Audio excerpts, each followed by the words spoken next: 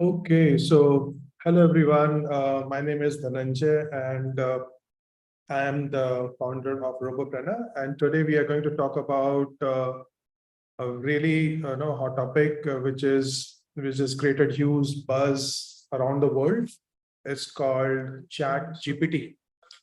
So we will actually first start looking into what exactly is ChatGPT, how you can use it, and then we will see some, we will actually use it for some of the scenarios, and then we will look at the impact, how it's going to impact what all we do, and it's actually called a Google killer, and also it is also said that no, it is a threat to jobs, to programmers, and to people in the various industry.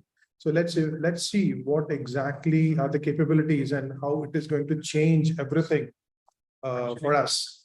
Okay, so let's start with looking at what exactly is ChatGPT. So ChatGPT is so first of all, let me share my screen, the capabilities and how it is going to change everything for us. Okay, so let's start with looking at what exactly is ChatGPT. So,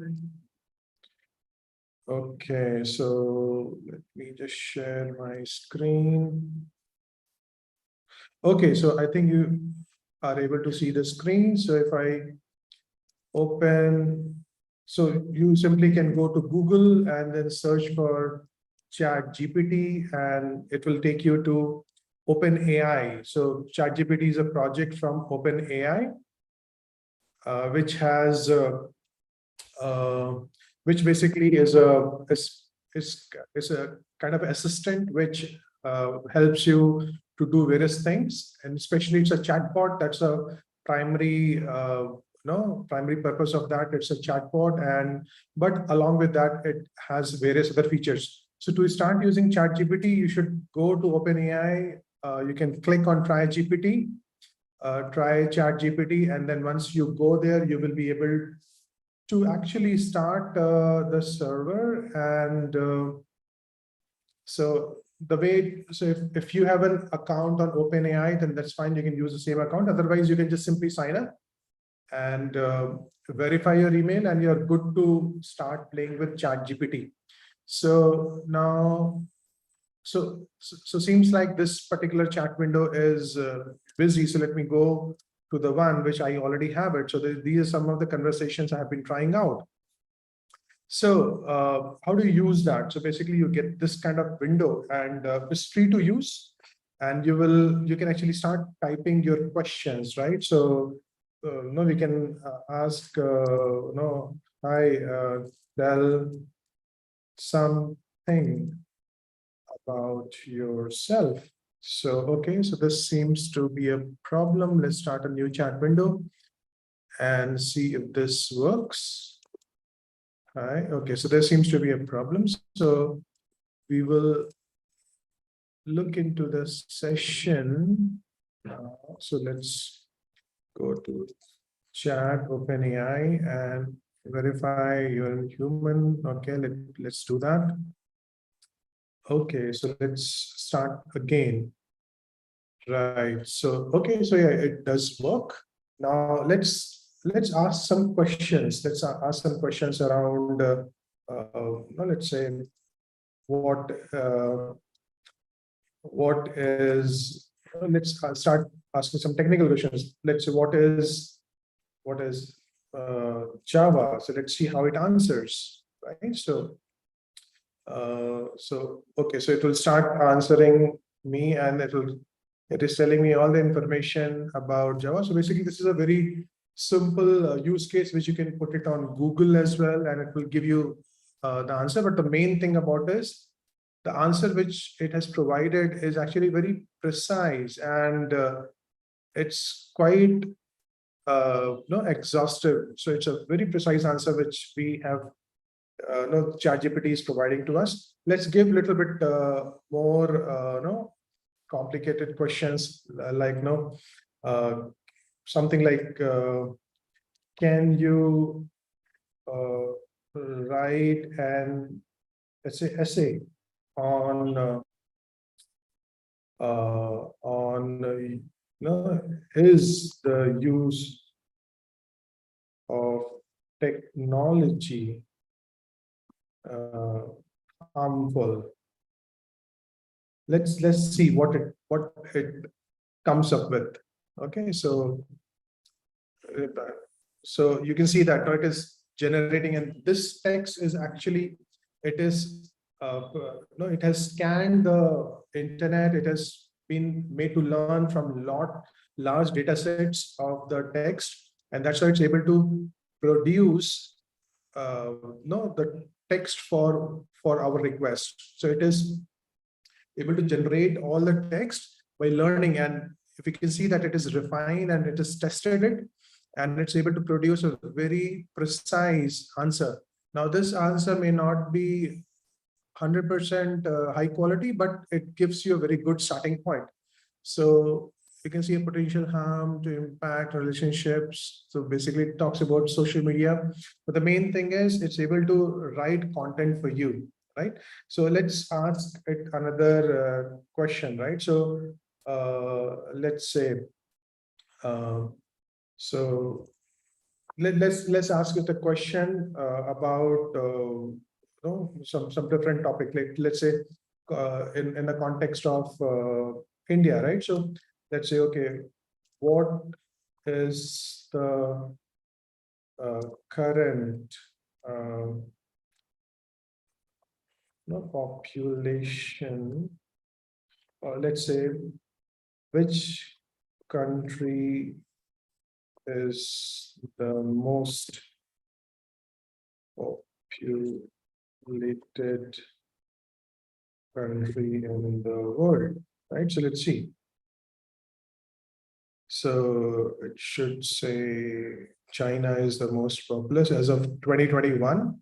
So now this is one of the limitation of ChatGPT, is that the data which ChatGPT has, it is still 2021. So last year's data, it does not have it.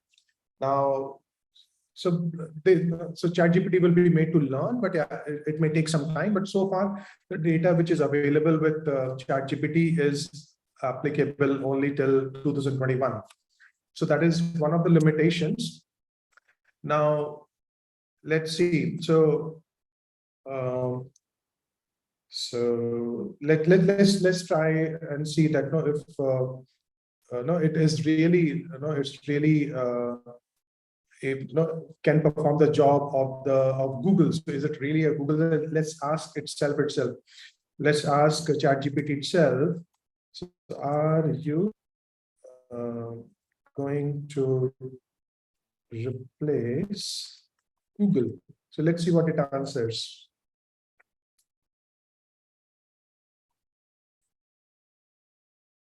So it clearly says that I'm not meant to replace search engines like Google, and I know it does say that no, it has, Google has actually indexed all the pages of all the websites in the world, and it keeps on doing on almost like a real-time basis. So if you have a change on a website, then Google is going to pick it up in matter of a couple of hours.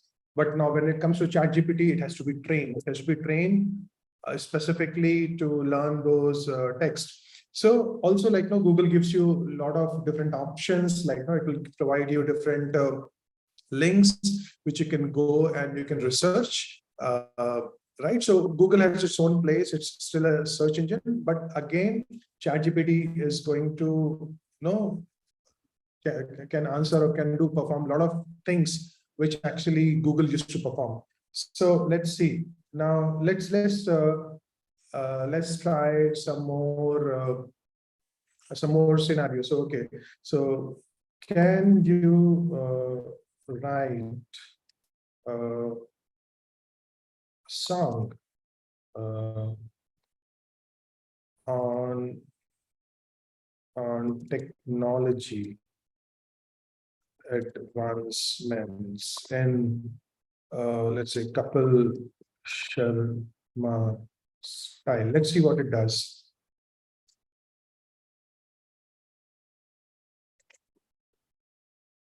So okay, so it is thinking and thinking. Okay, so here is the song. So it is okay. So fine. So technology, it's all around from smartphone to laptop. So you can see that you can give any task to it and it's able to perform that and create pretty intelligent responses. So what does this mean? What does this mean to all of us? Right. So let's give some more scenarios. So we'll just click on stop generating and let's give a scenario that, okay, can you write a blog on uh, importance of learning robotics. Let's see. Okay, so robotics is a rapidly growing field and is able to generate the content, is able to give exactly all the content required for the blog. So as a copywriter or the content writer, I can just simply take this blog and no, of course we will have to refine it because this will be a little bit more of a generic blog, and you know if you want this to be a part of your no content strategy, then you will have to contextualize it according to your own brand. So, but it's a very good starting point, and the information is actually pretty accurate. Career opportunities, problem solving skills, interdisciplinary knowledge, real world applications, preparing for future. So all that is possible, and it's still thinking, and it's trying to generate more text. Now, ChatGPT, has had a phenomenal rise in the user base. So almost like in 5 days, the number of users who started using ChatGPT is actually five. In 5 days, it crossed 1 million. So now it has failed. It has failed. So that is again due to some limitation. Let's try to stop generating. Let's see if so there will be capacity limitations because a lot of people are trying to use ChatGPT. So yeah, so again it started to so it started to create this blog, right? And okay, career opportunities, all different. So you can see that now it can generate the content on the fly, and this content is a very good starting point for any content writer. So now this content can be, no, it can be a article, blog, essay, even post. All that is possible using this. So what does this really mean? It can also be, very good to, in fact, if you want to produce a book, this can be a very good place to start with. It will give you a lot of content, and the best part is the content is really meaningful, is grammatically correct, and no, you can also provide it a different style. You can tell it what different type of styles you want. You want a casual style, or you want a no serious style. So all the different type of styles is something which you can provide to this. So now let's okay. So I think let's okay. So fine. So this is done. So again, you can see that you can give any topic. No, let's say uh, like no which cloud computing platform is better, right? So AWS or Google Cloud platforms. Let's see. So okay, so it says yes, it is are popular and both powerful, and it is giving its own comparison. It is giving you all the details. So this is actually a huge performance booster. You can basically use this and get answers, very quick answers. Now, if you're doing the same thing on Google, of course you'll get the answers, but there's a lot of scanning and a lot of going into the articles and reading that in a different websites with different type of form factors. all those things are there, so it makes it a little difficult to read and you have to spend too much of time. But here, what you get is a ready-made answer for yourself, which you can actually use to do the comparison, right? So all that, now let's ask it, okay, what are the best cities in the world for vacation? So let's see what it answers. So you can actually ask it any very different type of questions and it's able to answer all these things for you. So basically, ChatGPT, as you all know, that it's an AI platform. It's and it itself calls itself as an assistant. So now you can see that now it is able to give us list of all the places where with its own description about all this. So this is really a tremendous tool, and you can see that it is able to generate so much of content for us. So what does all it means for all of us? Is it like really going to take away our jobs? Is it a Google killer? Is it a search engine killer? What all is going to do for us in future? So let's see what all can it do. So let's give it some programming assignments. Okay, so let's give it a programming assignments like, can you write a Python program for first 100 terms of Fibonacci series? So let's see. So, okay, so, right, so it's able to create the complete program for us and function to generate Fibonacci series, and it is giving us, it is taking the input of the argument as n, and then we call this Fibonacci series. Now let's run this program and see if this really works. And so we will go to our platform and then let me new file and g.py. Let me just paste this and yeah, so item 3 Fibonacci series. Okay, so indeed it has got the first 100 terms of Fibonacci series. Right, so it is all there, which is again really powerful, right? And the terms also look correct. So yeah, it will generate the program for us. Now let's write another, let's give it a little bit more challenging assignment. Can you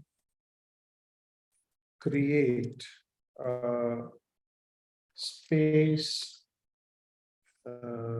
invasion game using Pygame? Let's see. So can be complex as it requires knowledge of programming as rules. The example of basic structure. So it says that it is giving you a basic structure for the game, and it's a complex task, right? So what does it mean? So we can actually go and right, it is providing us all this information. So now let's,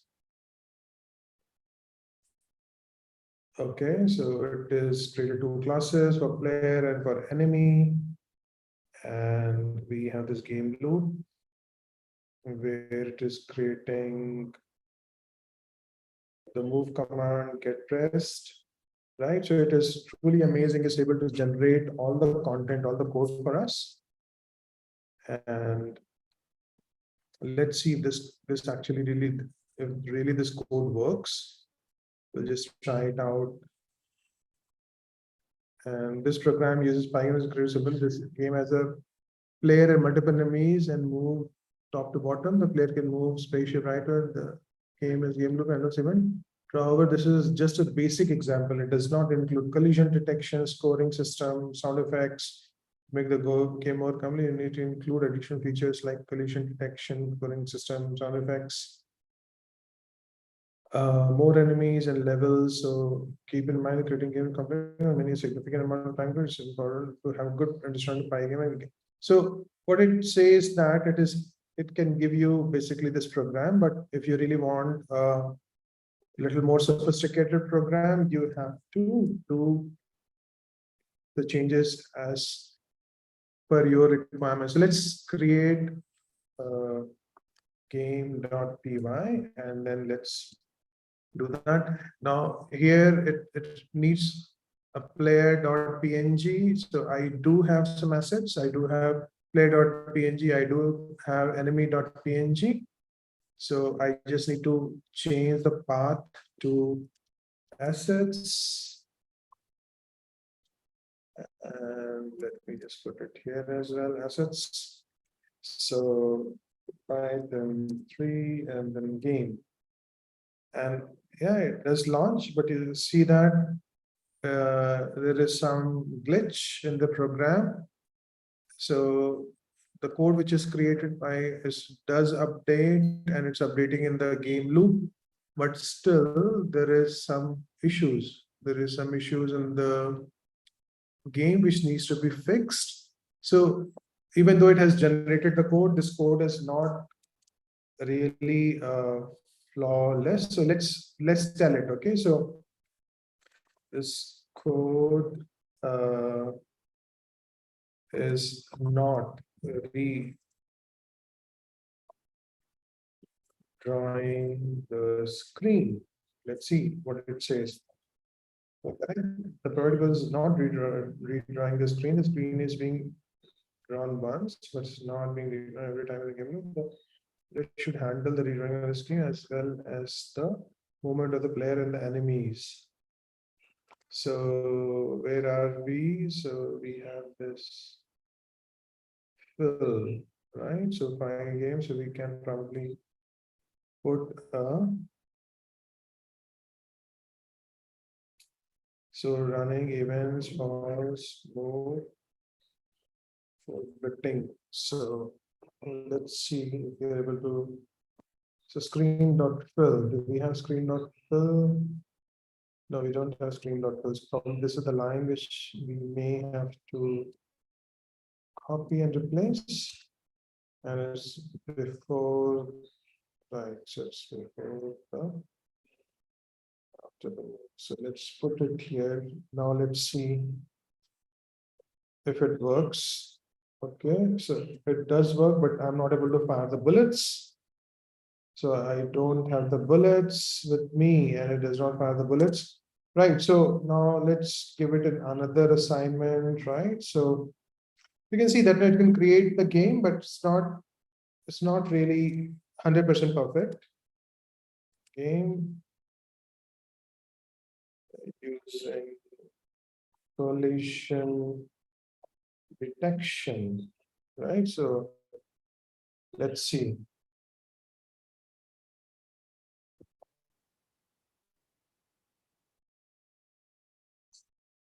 So, okay, so it has set the mode and it's able to load on that. And there's an option to actually copy code. So let's see if this time it gives me the code. Now, even if it is doing so much, the possibilities are really amazing because I've just asked a very specific question using Python language. You can do the same thing for any programming language, and it should be able to give you go on. So it is, for some reason it is stopped. So I'm just saying, okay, go on. So now it's okay. So it just started create pair and all. Okay, so you get the point. It is giving us the code, but it's not 100% accurate. And you actually no, beat any programming language, you should be able to, it will be able to generate the code for you. So let's stop regenerating. So let's say write a program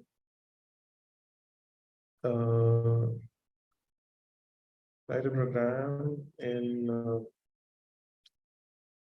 let's say C++ or let's say Java to find if a number is a prime number. So let's see now.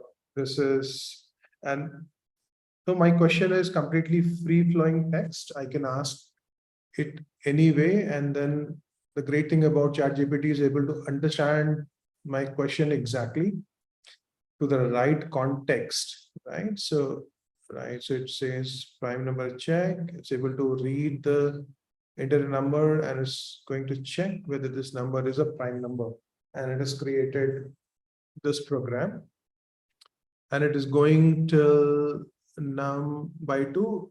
This doesn't seem to be very well optimized code because the optimized code has to go till the square root. So let's ask, let's ask that all the numbers from 2 to n/2 numbers, this number is prime number. Okay.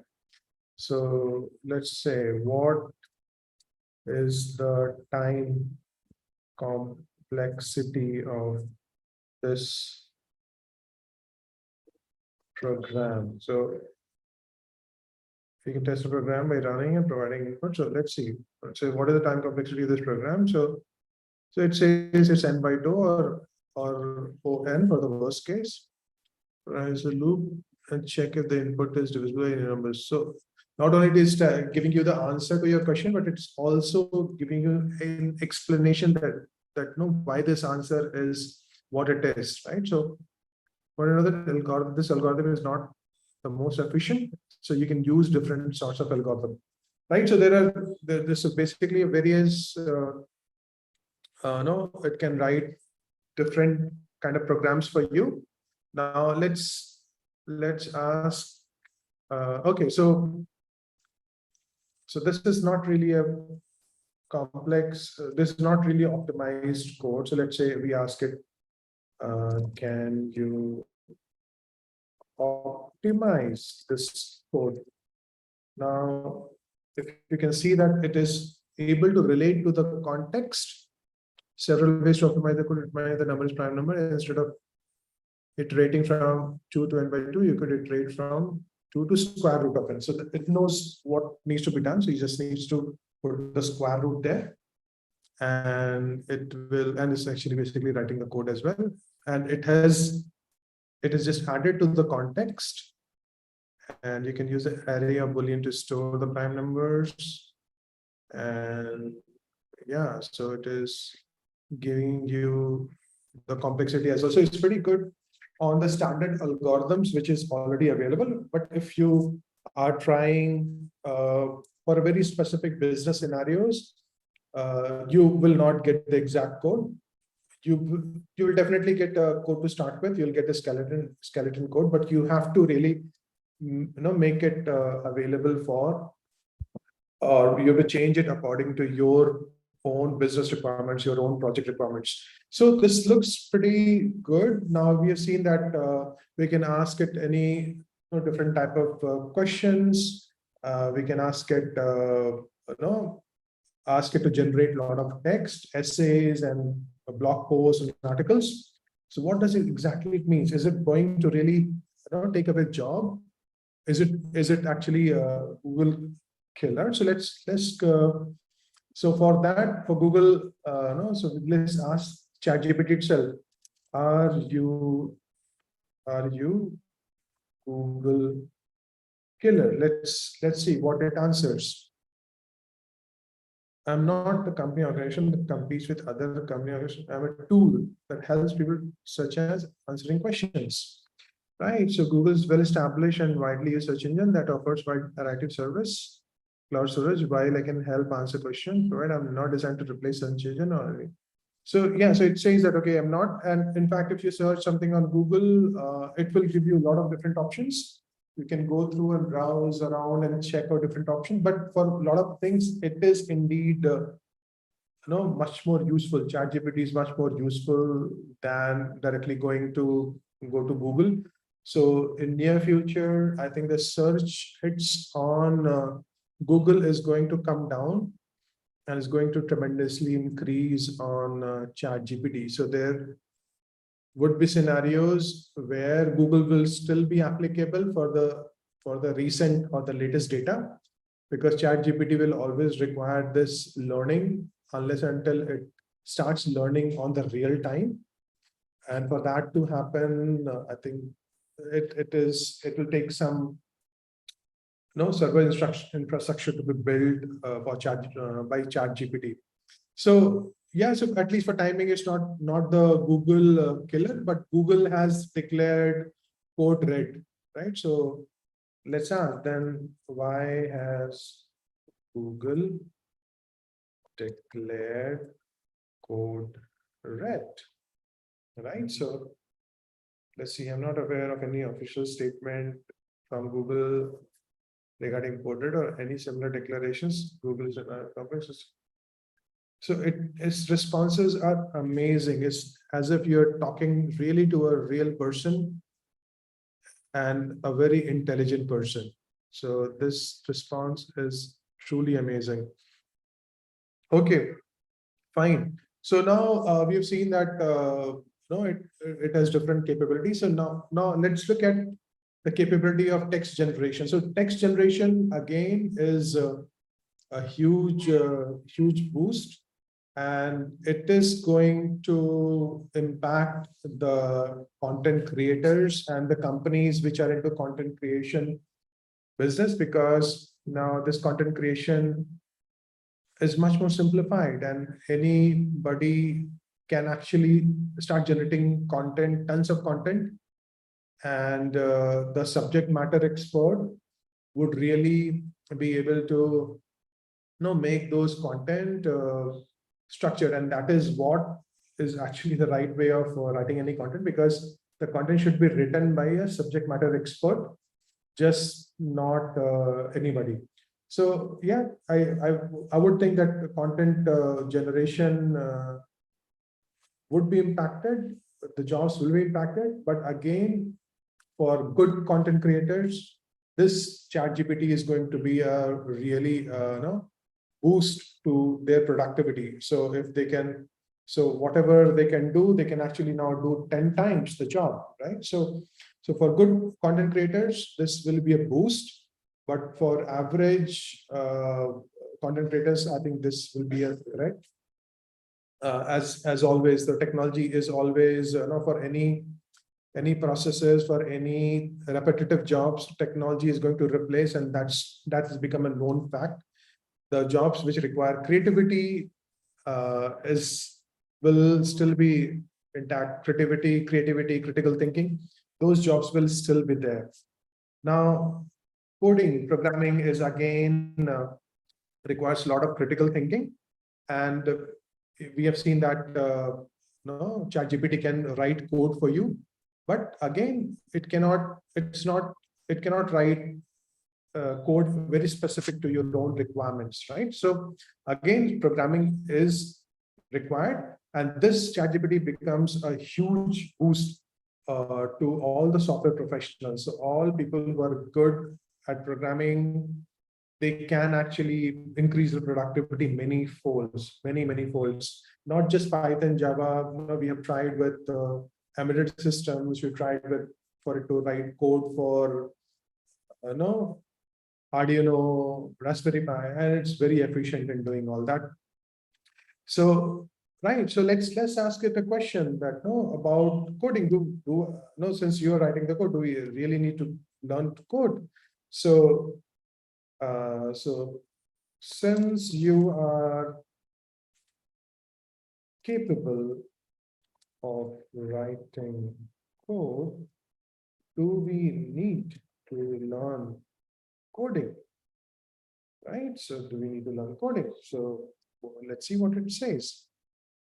As a language model, AI can help write code and assist with programming tasks, but learning to code is still important. While I can help you write code and assist with programming tasks, Learning how to code allows you to understand the underlying concepts and to think like a programmer. This allows you not to write code, but also troubleshoot, debug, and optimize it. Additionally, learning to code also allows you to become more efficient and effective. Coding is also a valuable skill in job market as many industries are becoming increasingly tech driven and requires individual for programming skills. So yeah, it's all in favor of learning programming. So now, in conclusion, I can help it.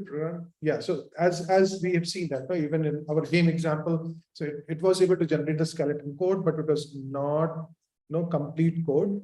We have to look into it, and we have to really modify the code. So it is a big boost for productivity of the programmer, but still the programming is a skill which must be learned and must be learned for pretty much everyone, especially our young students should definitely learn and master programming. And also, like, no, it's also a kind of a wake-up call that no, that's our education will really, is going to be is really going to change. So whatever education, what we have been used to, which is memory based, is going to entirely change, going to become reasoning and intelligence and critical thinking based. So learning to code is an important skill which should be there. And in fact, so ChatGPT, again, as it says that it is an assistant, so it's going to assist and help in boosting productivity, but it's not going to replace the programmers and people who are into highly creative and job where critical thinking is required. So let's see. So let's ask a few more questions. Like no. So let's ask that is coding a super skill? So let's see what it answers. Is coding a super skill? Coding, also known as programming, is often considered super skills due to the wide-ranging applications and increasing demand for its today's job market. So it not only answers that, yes, coding is a super skill, but it also goes ahead and explain why coding is a super skill. It is giving all its reasons. The ability to code is also in high demand to today's job market. Moreover, coding helps to improve one's problem solving, critical thinking skills, right? So all that conclusion, and it is giving us conclusion as well. Coding is actually a super skill. Let's see. Should children learn coding? So let's see what it answers. The learning to code can be beneficial to children for several reasons. Coding can help children develop problem solving and critical thinking skills as they learn to break complex tasks, and think logically. Right? So creativity and innovation, coding provides a range of career opportunities. Coding can also help children develop a deeper understanding and precision technology. Coding can be a great way to introduce children to one of computer science and technology. So yeah, so really coding is really a useful skill and children should learn. So let's see how young, how, or let's say what is a recommended age for children to start learning to code?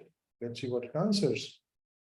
So yeah, so it says, okay, so just thinking, there's no specific age recommendation for children to start coding as children develop at different rates and different. Some children may be ready to start learning to code age 5 or 6, while others may not be interested in coding until they are in teenagers. However, it's important to note that children as young as 4 years old can start learning the basic coding through visual programming languages, games, interactive tutorials. All that is there. And as children get older, then they can learn more advanced programming languages like Python, Java, and C++. So as a beginning language, one can use a block-based programming language like Scratch. It's a pretty good programming language, or MIT App Inventor. Okay, let's ask similar questions. Should children learn robotics. So let's see what it says.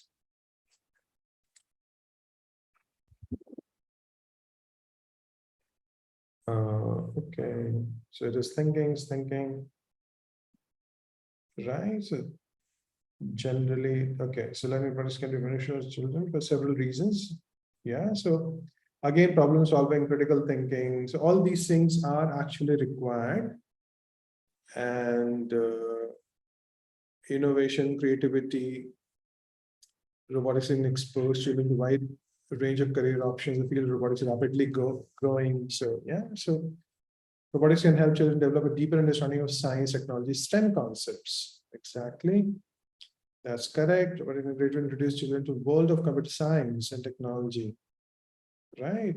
So yeah, so it has listed various reasons. Yeah, there are more reasons why children should learn programming and robotics is because it exposes them to a variety of learning areas, and then that can help them to make better career choices, better education choices by understanding what exactly is their strength areas.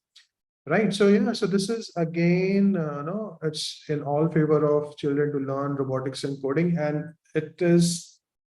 Let's also ask what are the critical skills of success in 21st century that children must master. Let's see what it answers.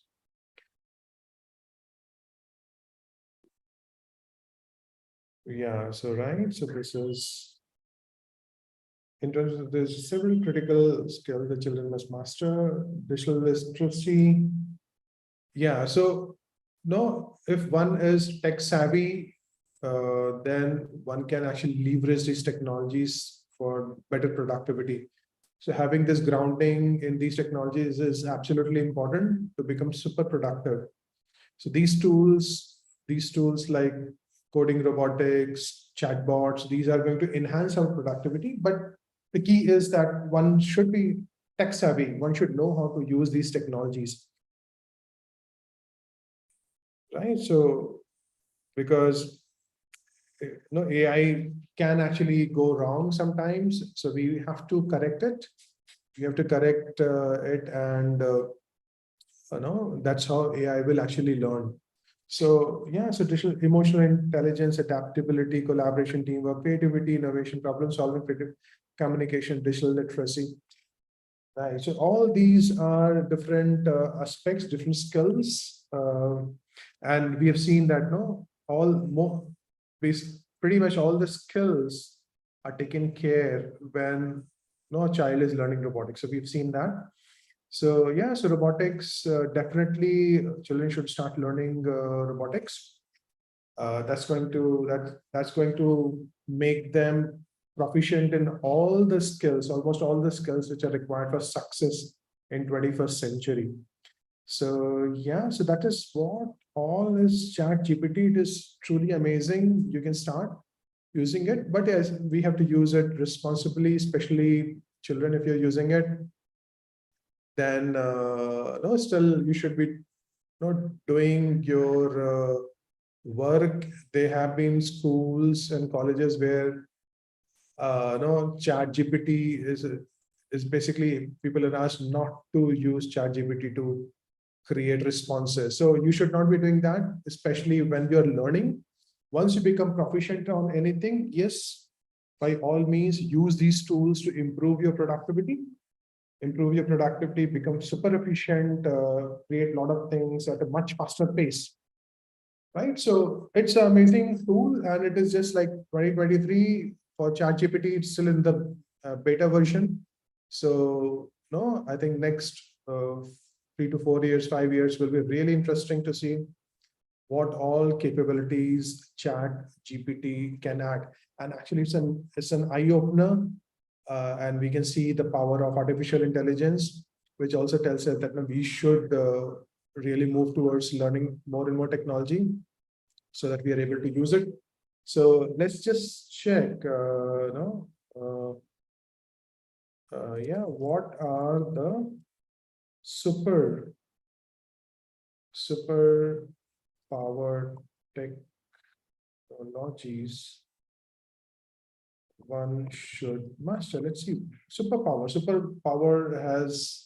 technologies, the technologies which can actually, I think, change the world. That's what superpower technologies means. So let's see what in today's fast-paced, rapidly changing, there are several superpower technologies that individuals should consider mastering in order to be successful. So artificial intelligence, machine learning is something which is a superpower. And to learn artificial intelligence, machine learning, one should be very proficient in coding.